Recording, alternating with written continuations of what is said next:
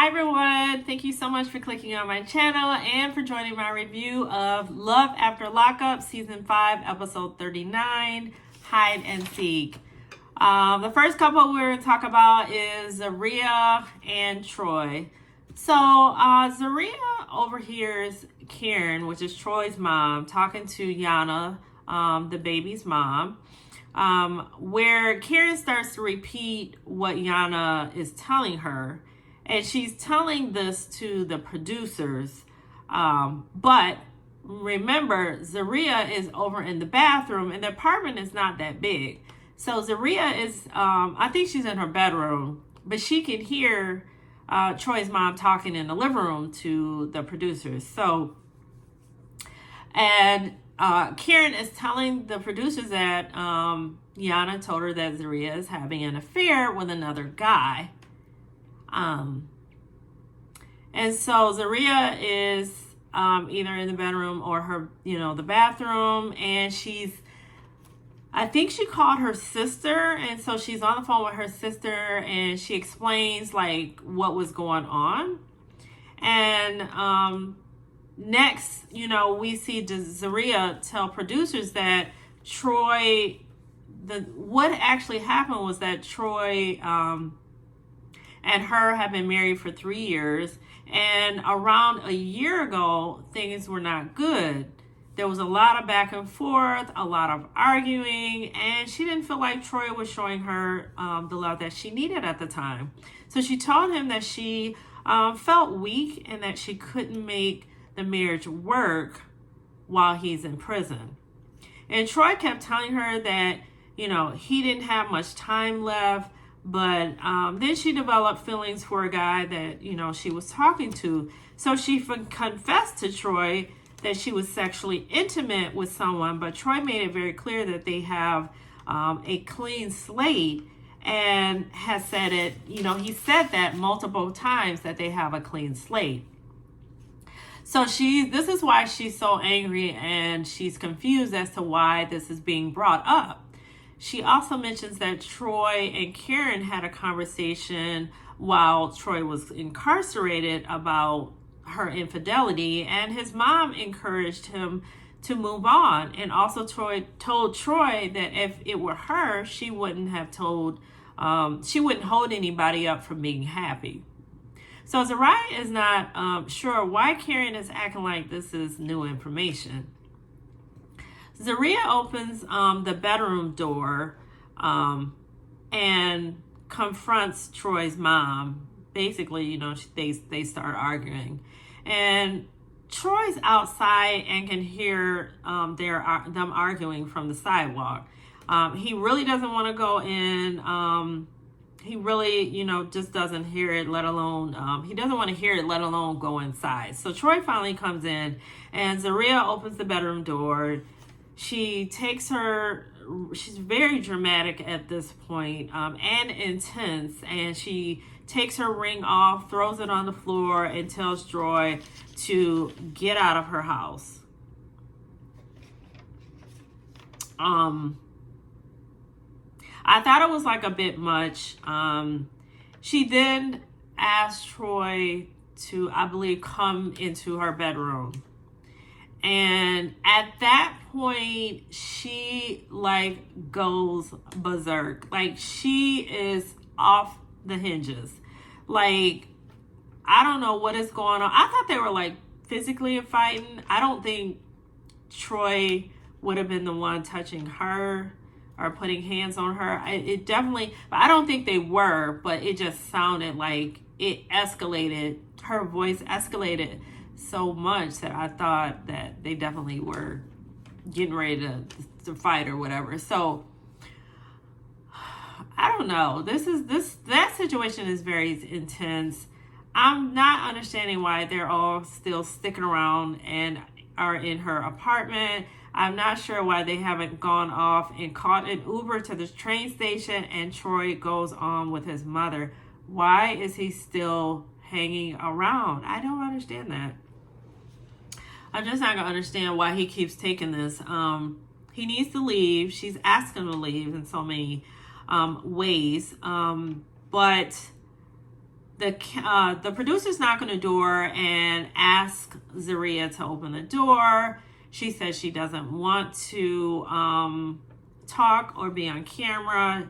And then next thing you know, her bra and the mic attached to her bra comes flying out. So I don't know what's going on with them, but they are a hot mess, and Troy needs to run as far away as he can. Next up, we have True and Shantae. Okay, so True came to visit Shantae. He ended up sleeping overnight. Well, he was supposed to be sleeping on the futon, but we see him talking to her in her bedroom. So she tells True that she said, you were supposed to be on the futon sleeping, and he ended up in her bed. We already knew that that was going to happen. Like True said, yeah, it felt good, you know, sleeping her in her bed. And Shantae says it was cool laying in the bed with you. True says, I know it was. And Shantae is like, don't get too cocky.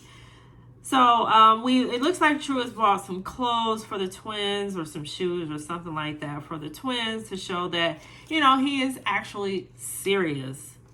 And Shantae tells him that she has an ultrasound schedule, but she doesn't want him to be there because they are not there yet. She always says that.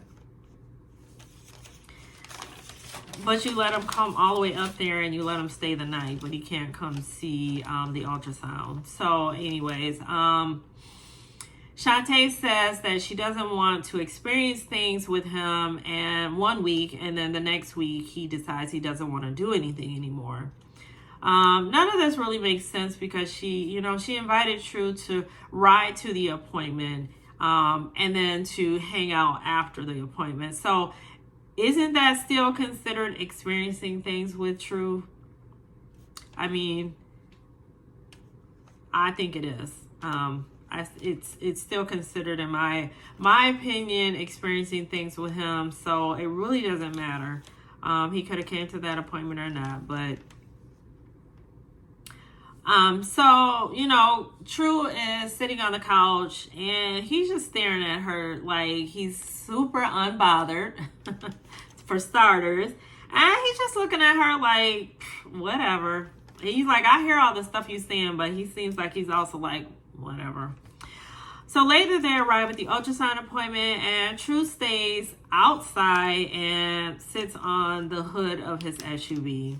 Now, I thought that was on the ghetto side. I don't know why he chooses to do that, but it was like a business. I could see if it was like somebody's driveway, but, you know, this was a open business, kind of like a, what do you call, like a strip mall. So, True stays outside, like I said. Shantae goes inside. Once inside, she gets to the ultrasound room, and she starts to feel a little guilty and she just ends up deciding to change the appointment and come back when True can experience it with her. Now, I didn't understand that, you know, why they didn't just call True to come inside versus waiting for the next appointment. I don't understand that. I don't know. Maybe somebody in the comments knows, but I don't know why, you know, he didn't just get invited in. He was sitting right out there. So that made no sense to me, but it's just me. So they are driving, and True tells us that he has to tell Shantae about his PO, who found out he wasn't staying at the address he provided. So he's expected to possibly go back to prison. And now they are back at Shantae's house, and her grandkids are there for game night. Everything seems to be going well, and Shantae is happy with his interaction with the family. Shantae's girlfriend stopped by. She grilled True, asked him a bunch of questions, some really good questions that he really did not have good answers for at all. So hats off to the girlfriend, because she really got him all the way together. So True wants he starts to tell Shantae that he wants her to come back with him. Mind you, he's leaving the next morning. As he prepares for possibly being in violation and sent back to prison, or possibly on an ankle monitor. So it's kind of like I said, he's leaving the next morning. It's very last minute. Seems like she has a lot going on with her kids, her grandkids, and it's just a lot going on in that house. And she has to make arrangements for things, and it's pretty rude of True, because it's just a lot of last minute stuff she has to run around and try to do. Her friend doesn't think she should go. I think she thinks that she wants to shake Shantae and tell her that this is just a waste of time. But we all know that Shantae loves True and probably would do anything for him. And so, yeah, those are the type of people I stopped feeling sorry for. So here we go with the next couple, which is Julian and Christine. I really don't like their storyline either. They don't really have a storyline, in my opinion. They are absolutely boring, and I really hate talking about them, but I know that some people may want to hear about what happened. So we see Christine talking to I don't know, it's like a diary cam on her tablet.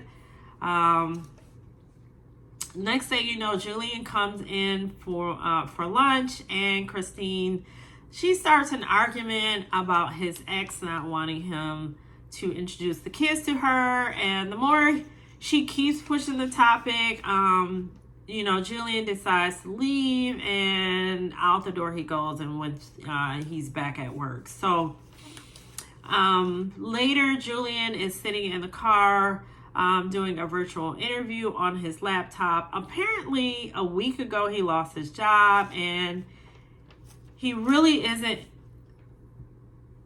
interested in telling Christine. Julian says he's worried about, her new job because he doesn't want her to slip back into the drug world. She works at like a bar / restaurant, and I don't know how she does that, working at like a bar and a restaurant that has a bar, because sometimes you can go from one addiction to another, but hopefully she won't do that. So Christine's shift is over, and she goes outside because Julian's there to pick her up, and she tells him that she's going out for a drink with the co-workers, and Julian is like, good, have a good time. And he tells her that he doesn't want to go, but it kind of sounds like she does want him to go. So when she gets mad, he gets out, he follows her, and he ends up slipping and telling her that he lost his job. But I don't think it was a slip. I think he intentionally was probably ready to tell her that, he lost his job. And then his worst fears came true, because she does feel nervous about how he's going to pay for everything. So I don't know, but she certainly won't be able to pay it off of that income where she works at. So next up, we have Kim and Joy. This was a hot mess. Well, let's get into it. So this segment opens with they're getting the kids ready for school. Joy claims that he's ironing the kids' clothes. The clothes actually look like they were already ironed. Kim is helping him out. I'm not really sure why she's giving full reign to him to do, to be responsible for the kids and getting them out the door, because he had said a couple times that he forgot to give them breakfast. So I'm not really sure why she feels like it's okay to leave him to kind of take care of the kids. But she helps him because she said he's moving too slow. Because really, all Joy can think about is using Kim's card to get tires on his SUV. She tells him not to forget that, he does have a budget. Joy says, how much is the budget? And Kim says, you should be able to find tires, no more than $500. He's been out of jail, I believe, for about 3 weeks.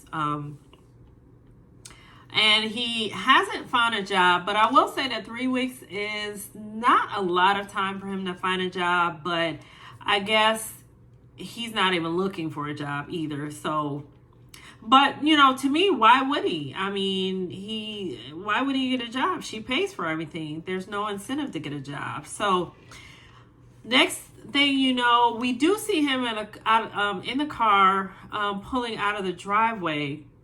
I don't see the kids in the back seat. I thought he was saying that he was taking the kids to school, but because the car seats are in his back trunk.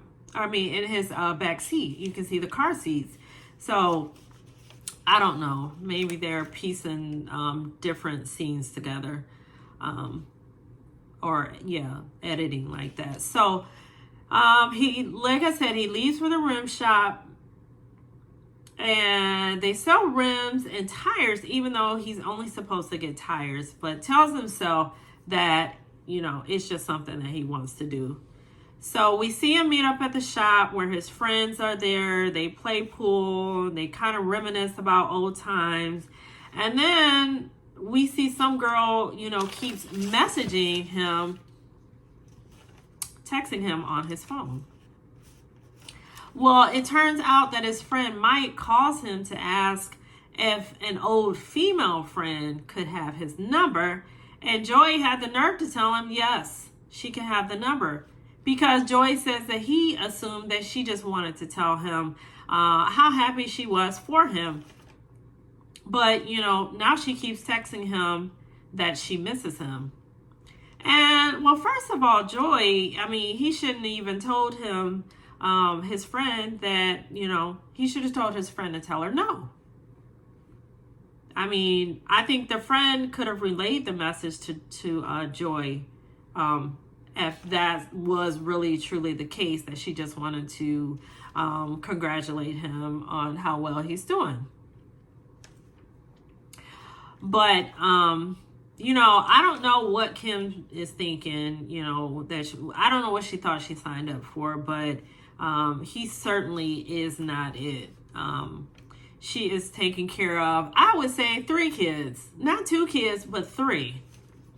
And Joy says that his ex hurt him in so many ways that, he really needs closure. And to me, that means that he is going to be trying to find a time to meet up with her, and probably still going to communicate with her.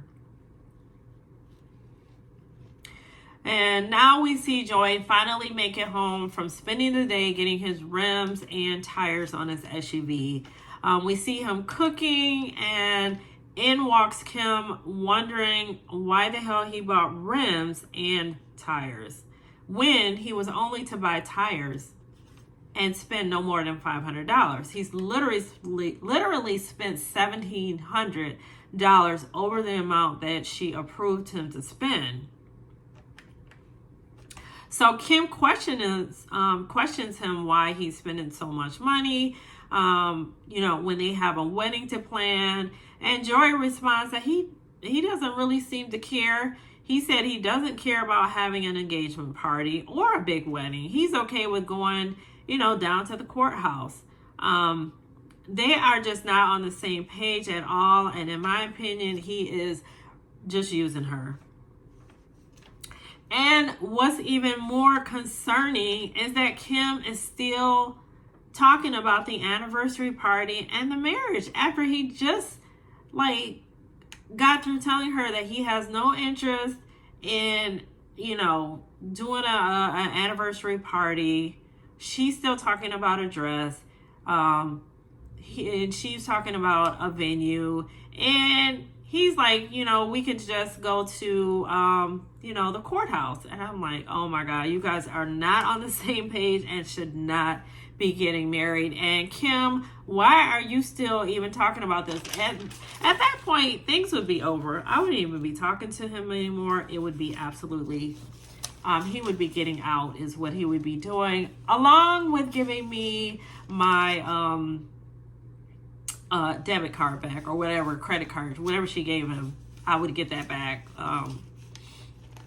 I feel like he's probably going to weasel out of giving it back. I feel like she's so into just getting married that she's going to overlook all of that. This is just a hot mess. So next we see Hope and Arthur. So we see Hope and Arthur on their way to Al Ansar Society. And, since the last episode, it seems Arthur is in a healthier mental space. He said that he has seen a therapist to try to unbox the things he's been through. However, he still finds it a little difficult without a Muslim community to be a part of. So Arthur says he grew up Muslim and he's just looking to be around other Muslims because he knows it would make him want to be stronger, and he'll feel better knowing he has that extra support. So while there, they both ended up being getting separated at some point because Arthur talked to, I think his name is Manish, and Hope went with Martha, who is the wife of Manish. And Arthur's conversation with Manish was all about Muslim in prison. And he said, he felt like he was alone with being Muslim in prison because it was hard to tell, who was really Muslim. He says he feels like he lost a lot of knowledge that he had about Muslim. And then Arthur tells Manish that Hope also is looking to learn more about Islam. So Martha takes her over to the ladies section and learns that Hope was raised in a Christian home. And then Hope says she believes in God, but practicing the religion is different for her, and that she's just, for now, just exploring.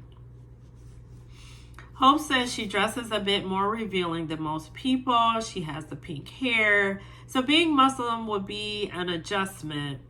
Martha reassures her that it was difficult for her as well. And she also says that the covering up for the women is to avoid the attraction to other men, and or the attraction of other men. And Hope says that, coming from the churches that she's been to, it's comforting to know that women can worship without being sexualized, because she goes into mentioning that when she was 11, she was essayed at a church by a family member, and it went on for maybe a year. And essayed is a word that I can't use on YouTube, but I'm sure you'll figure it out. You'd think that, church would be a safe place, but more and more it's, proving not to be a safe place. It's happening, in so many other, it's happening pretty much anywhere. So Hope asked Martha, how do you stand up for your man as the head of household if they aren't providing, if they don't have a job, and, if they don't have any income? And Martha immediately says that, the man is responsible to provide for you 100%, and whatever she makes herself is her money, and he has no right to touch hers. And that Hope says, well, that's the complete opposite right now for me. Martha says, well, he should be ashamed about taking, your money. But my thing is that Hope is leaving out that Arthur has only been out for out of prison for a month. At the beginning of the episode, they will sometimes tell you how long it's been, or for Arthur's segment, they will sometimes show you like how long they've been out. 3 weeks or 1 week or 3 days or something like that. But he's been out, it said, for 1 month. And also, not to mention, within the month, he also experienced a mental health crisis. So I didn't like that she went and said that to Martha without also including, kind of the things that have happened within the first month. So later we see Hope bringing Arthur to, it's called a stitch art class. Like something she thinks will help him get started, in his interest in making clothes and being a designer. So later we do see her bringing up the conversation that she had with Martha earlier about the finance, and she brought that up to Arthur while they're at the stitch art class. And I'm just like, why can't these outings leave out some of the topics that kind of bring them to get into arguments and things like that? I thought she should have left that out. I just thought, why are you even talking about that to him? But I mean, she did bring it up, and it definitely changed the energy. You could see the energy going as soon as she started bringing it up. I really don't know why they need to get engaged. That was something else they brought up about. She wanted to know, if he was going to propose to her. For some reason, I thought they were already married, but I guess apparently not. But yeah, I don't think they are even close to being ready to be engaged. But in this episode, Arthur has a lot of sense. He lets her know that, why would, I be wanting to get married when he says that he's not even whole right now. And I 100% agree with him. He definitely should be more focused on just his mental health and getting more stable, and just getting more settled and getting a job. And he's got a lot of things to do before he's even ready to get married.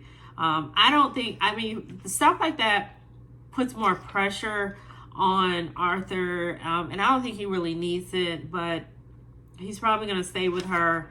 And so, he's not going to get a whole lot of relief, but, I hope everything works out for, pretty much the both of them. So that pretty much wraps up this episode. Thank you so much for joining me. I really do appreciate it. And on your way out, if you like this comment, please like, comment, and subscribe. And I will definitely talk to you later. Bye.